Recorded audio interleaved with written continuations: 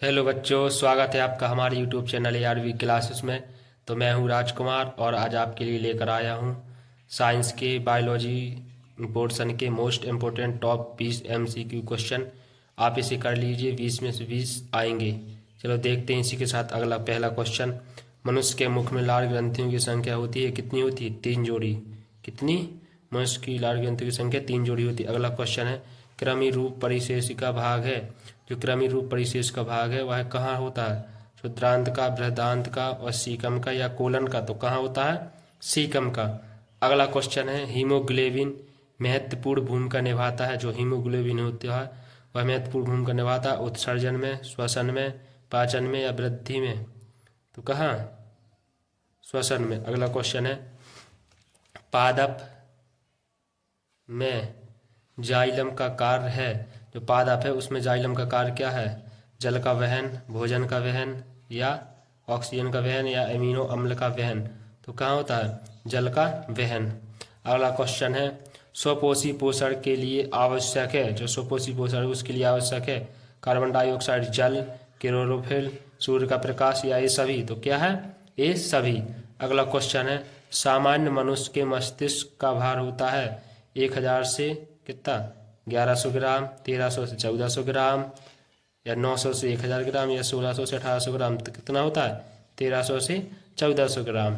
अगला क्वेश्चन है, thyroxine hormone की कमी से होता है।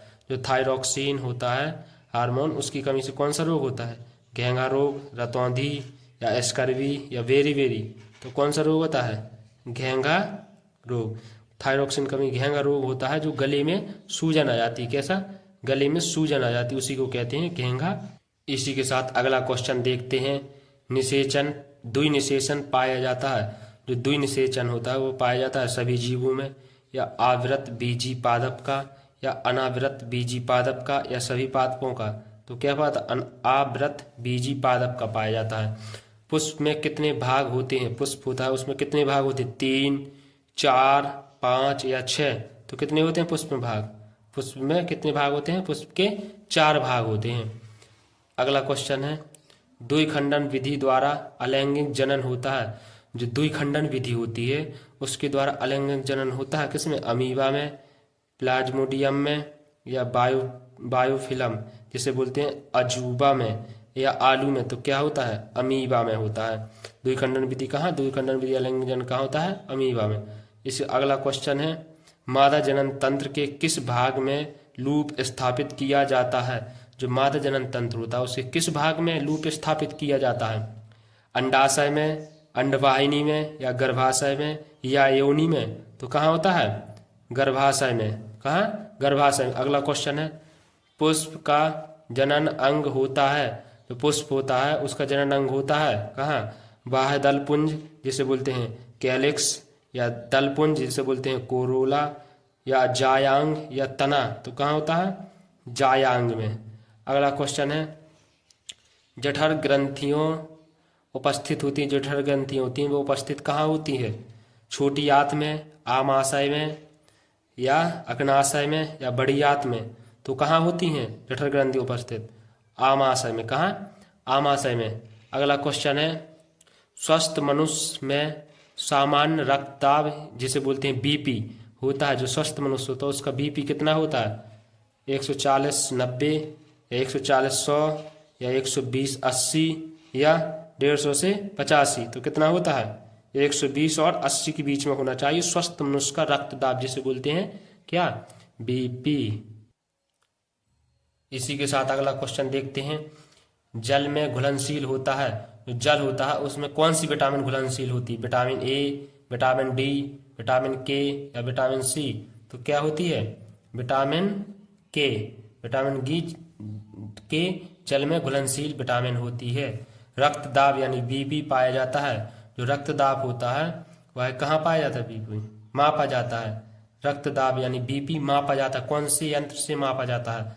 स्फाइगोमीटर द्वारा या स्टेथोस्कोप द्वारा, माइक्रोस्कोप द्वारा या माइक्रोमीटर द्वारा? तो काय द्वारा नापा जाता है?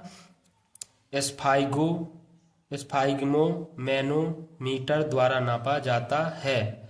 अगला क्वेश्चन है, फेफड़ों से शुद्ध रक्त आता है। जो फेफड़े होते हैं उनसे शुद्ध रक्त आता है। कहाँ पे आता है? दाहिनी अलिंद पे, या बाएं अलिंद में, या दाएं निलय में, या दाहिने निलय में। तो कहाँ आता है?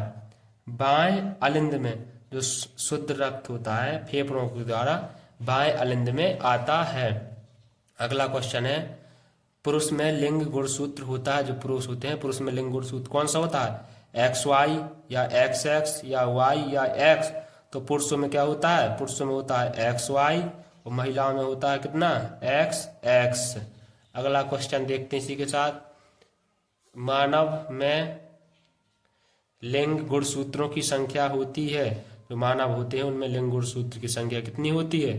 23 जोड़े, 2 जोड़े, 21 जोड़े या 20 जोड़े। तो मनुष्य में कितनी होती है? 23 जोड़े गुणसूत्र होते हैं मनुष्य में। या औसत में बोले तो कितने? 46 या जोड़े सहित 23। अगला क्वेश्चन है, निम्नलिखित में अनुवांशिक पदार्थ है। जो अनुवांशिक पदार्थ है कौन सा है? गोल्जी बॉडी, DNA या राइबोसोम, माइटोकॉन्ड्रिया। तो कौन सा है? DNA है। कौन सा? DNA। अगला क्वेश्चन है, कौन सा जीन प्रारूप शुद्ध गोल बीज को प्रदर्शित करता है? जो शुद्ध गोल है कौन सा? t या T T या R। तो कौन सा? R। वीडियो अच्छा लगा तो वीडियो को लाइक, कमेंट और शेयर करें। चैनल को सब्सक्राइब करना ना भूलें।